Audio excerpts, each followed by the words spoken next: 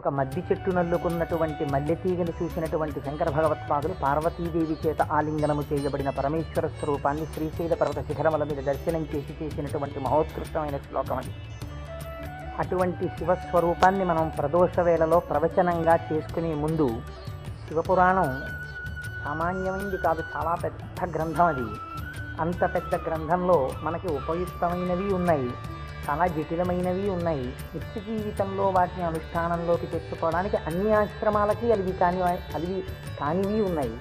కనుక నేను అనుకున్నాను, శివాస్తోత్ర శతనామ స్తోత్రాన్ని ఉత్తరాయణ పుణ్యకాలం కనుక నేనేదో ప్రవచనం చేయడం, కేవలం వినడం కాకుండా ప్రతిరోజు ఈ కార్డు పట్టుకుని వస్తే ప్రదోష వేళలో మనం ఇటువంటి దేవాలయంలో కూర్చుని చెప్పుకున్నటువంటి నామం 1,000,000 రెట్లు ఫలితం ఇస్తుంది. ఒక 30 రోజులో 40 రోజులో ఈ ప్రవచనాలు కొనసాగినప్పుడు మీరు ప్రతిరోజు ఈ నామాలు పలికారనుకోండి, 108 × 1,000,000 అంత నామం చేసినటువంటి ఫలితం మన ఖాతాలో ఈశ్వరుడు వేస్తాడు. దాని మీద వినడం శృణ్వం తపః, అది తపస్సు చేసినటువంటి ఫలితం అవుతుంది. ఉత్తరాయణ పుణ్యకాలంలో ఇంతకన్నా మనం చేసుకోగలిగినటువంటి మహద్భాగ్యం ఏముంటుంది? దీని మీద సుబ్రహ్మణ్యేశ్వర స్వామి వారికి ఇతపూర్వం నాకు తెలిసి కాకినాడ పట్టణంలో ఎన్నడూ జరగనంత అత్యద్భుతమైనటువంటి కార్యక్రమాన్ని మనం ఫిబ్రవరి 10, 11 తేదీలలో సుబ్రహ్మణ్యేశ్వర స్వామి వారి ఆవిర్భావము, తారకాసుర సంహారము, వల్లీ కళ్యాణము ఇవన్నీ శివపురాణాంతర్గతంగా వస్తాయి. ఇవన్నీ విన్న తరువాత 200 గంటలు పాలకావిడిని ఎత్తి పట్టుకుని, కావిడి పట్టుకున్న వాళ్ళకి ఇంకా ఆచంద్రతారార్కం వంశాభివృద్ధి కోరికలు తీరుస్తానని పరమాత్మ ప్రకటించారు. ద్రవిడ దేశంలో అయితే కావిడి పట్టుకుని వెడుతుంటే సంతానము లేనటువంటి స్త్రీలు పడుకుని వారు దాటేటట్టుగా పడుకుంటారు. వారు దాటితే సుబ్రహ్మణ్యుడే దాటినట్టు. సంతానము కలగకుండా ఉన్నటువంటి ప్రతిబంధకము దానివల్ల తొలగిపోతుంది అని. అటువంటి ఉత్సవం నాకు తెలిసి జరగలేదు. పెద్దలు పూర్వం ఎవరైనా చేసి ఉండవచ్చు. అటువంటి ఉత్సవాన్ని మనం ఫిబ్రవరి 11వ తారీఖున చేసుకోబోతున్నాం. ఇక్కడ ఆ రోజున సుబ్రహ్మణ్య సంబంధంగా ఒక గొప్ప హోమం జరుగుతుంది. సుబ్రహ్మణ్యుడికి పాలకావిళ్ళు పట్టుకొచ్చిన కావిళ్లల్లో పాలతోటే అభిషేకం జరుగుతుంది.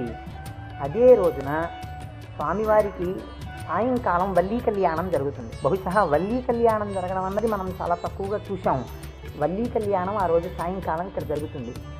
ఇది కాకుండా ఇంకా కొన్ని విశేష కార్యక్రమాలు ఇందులో మన జీవితాలు ధన్యమయ్యేటట్టుగా అనుసంధానం చేస్తాం. ఆయా ఘట్టాలు వచ్చినప్పుడు వాటిని మీకు ముందుగానే విజ్ఞాపన చేస్తాను. కనుక శివపురాణాన్ని మనం శివాస్తోత్ర శతనామ స్తోత్రంతో అనుసంధానం చేసుకుంటే ఈ ప్రవచనాలు అయిపోయిన తరువాత కూడా మీరు ఎప్పుడైనా ఇంటి దగ్గర కూర్చుని నామాలు చదువుకుంటుంటే మనస్సు తొందరగా రమిస్తుంది. ఎందుచేత అంటే శివో మహేశ్వర శంభు పినాకి శశిశేఖర అని చదవడం వేరు. శివ అనగానే మొదటి నామం దగ్గర మీకు కొన్ని విషయాలు జ్ఞాపకానికి వచ్చాయనుకోండి, మనస్సు ఏమవుతుందంటే అటు ఇటు వెళ్ళదు, అందులోకి వెళ్ళిపోయి ఏదో ఒక నామంలో ఒక ఘట్టం ఏదో మీకు జ్ఞాపకం వచ్చి దాని గురించి ఆలోచిస్తూ మీరు నామాలన్నీ చదివేశారనుకోండి, ఇప్పుడు మీరు 108 నామాలు దీక్షతో తపస్సుగా చేసిన ఫలితం వస్తుంది. వాటి అర్థం తెలియకుండా చదువుతున్నారనుకోండి, మనస్సు చించలమై ఎక్కడికో వెళితే నామం చెప్పిన ఫలితం ఉంటుంది, కానీ మనస్సు లగ్నం కాదు. మనస్సుని కూడా ఏకీకృతం చేసేటటువంటి ప్రయత్నంలో భాగంగా శివమహాపురాణాన్ని శివాస్తోత్ర శతనామ స్తోత్రంతో అనుసంధానం చేస్తే మనందరికీ ఎక్కువ ప్రయోజనకరంగా ఉంటుంది అని నాకు అనిపించింది. పైగా అందరూ చక్కగా ప్రదోష వేళలో శివనామం చెప్పేటటువంటి అదృష్టాన్ని పొందుతారనిపించింది. నేను అంటాను, మీరు కూడా అనండి.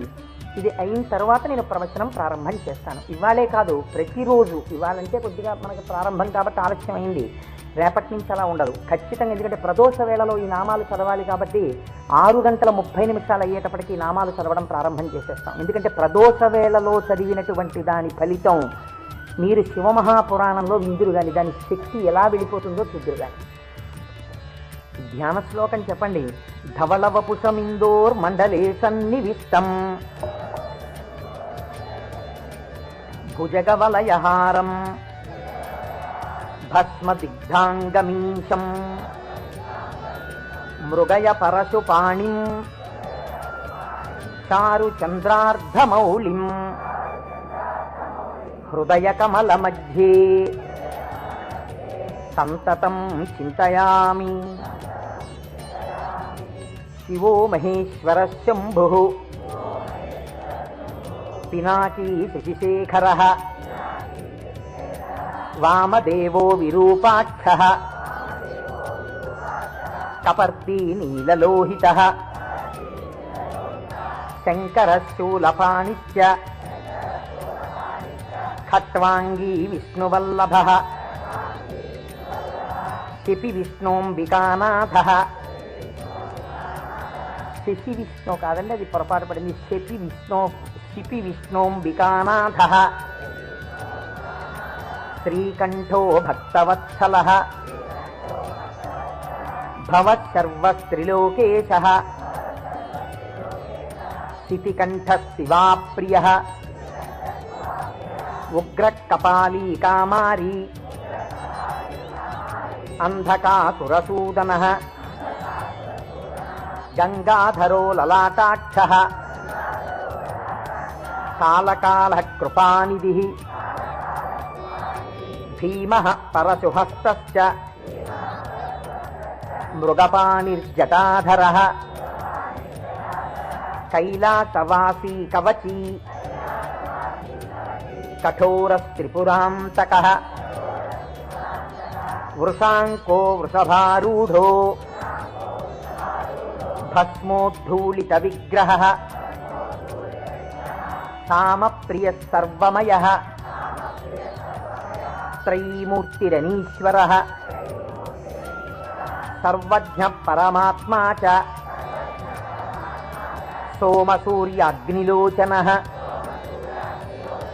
హవిర్యజ్ఞమయః సోమః పంచవక్త్రః సదాశివః విశ్వేశ్వరో వీరభద్రో గణనాథః ప్రజాపతిః హిరణ్యరేతా దుర్ధర్షో గిరిశో గిరీశో నగః భుజంగభూషణో భర్గో గిరిధన్వీ గిరిప్రియః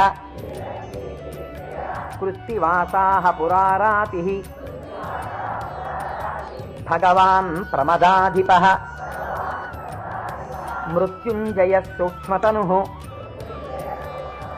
జగద్వ్యాపీ జగద్గురుః వ్యోమకేశో మహాసేనః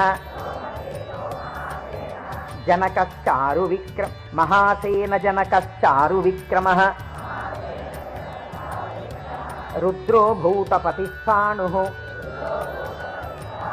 అహిర్భూజ్ఞో దిగంబరः అష్టమూర్తిరనేకాత్మా సాత్వికः శుద్ధ విగ్రహः శాశ్వతః ఖండపరశుః అజపాశ విమోచకః మృఢః పశుపతిర్దేవో మహాదేవో వ్యయో హరిః పూషదంతభిదవ్యగ్రో దక్షాధ్వరహరోహరः భగనేత్రభిదవ్యక్తः సహస్రాక్షः సహస్రపాత్ అపవర్గప్రదోనంతః తారకః పరమేశ్వరः ఏవం శ్రీశంభుదేవస్య నామ్నామస్తోత్తరం శతం. శ్రీశివాష్టోత్తరశతనామస్తోత్రం సమాప్తం.